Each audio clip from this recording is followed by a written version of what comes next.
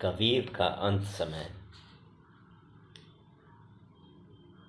तुलसीदास जी का एक दोहा है, मुक्ति जन्म महि जानी, ज्ञान खानी अघ हानि कर, जहाँ बस शंभु भवानी, सो काशी से यह कसना।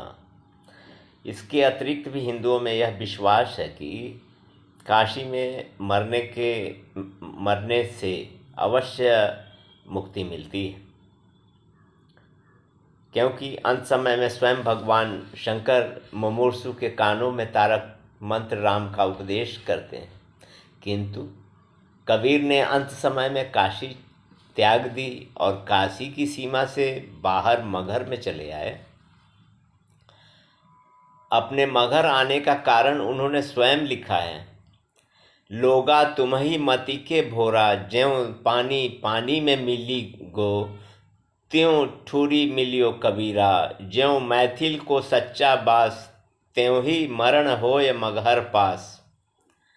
मगहर मरै मरनी नहीं पावै, अंत मरै तो राम लजावै, मगहर मरै सो गदहा होई, भल परतीत राम सो खोई। क्या काशी क्या ऊसर मगहर, राम हृदय बस मोरा, जो काशी तन तजय कबीरा, रामय कौन निहोरा।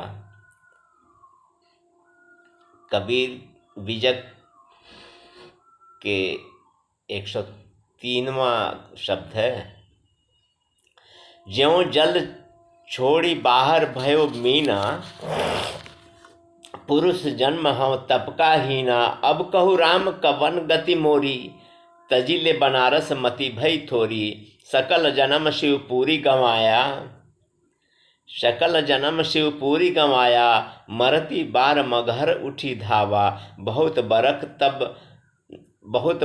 तप किया काशी, मरण भया मगहर को बासी, काशी मगहर राम विचारी, ओछी भक्ति कैसे उतरै पारी, कह गुरु गज शिव सम को जानै, मुआ कबीर रमत श्री राम। आदि ग्रंथ पृष्ठ 177।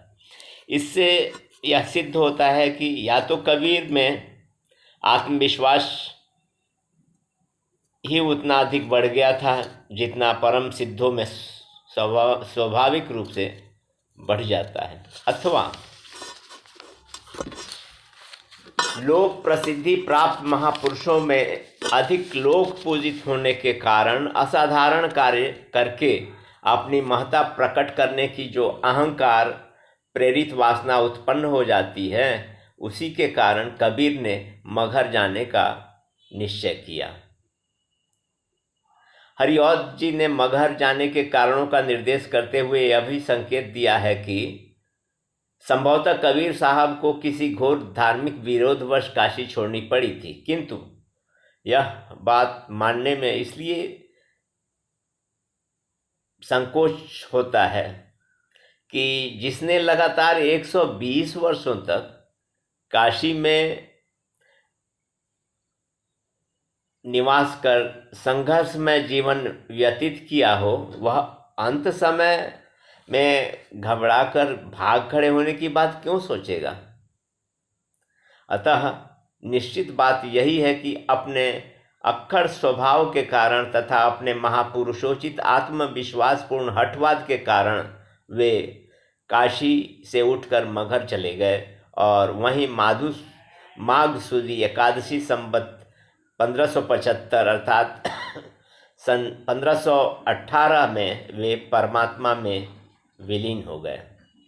यद्यपि कबीर ने जन्म भर हिंदू और मुसलमानों के आचार धर्म की निंदा की और उसे ढोंग बताकर वे दोनों जातियों के कोप भाजन भी बने, किंतु अंत में वे दोनों जातियों के श्रद्धा भाजन भी अवश्य बन गए थे, क्योंकि जब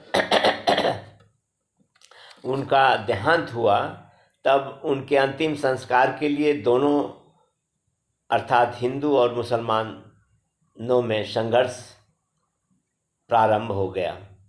काशीराज वीर सिंह और हिंदू चाहते थे कि उनके शव का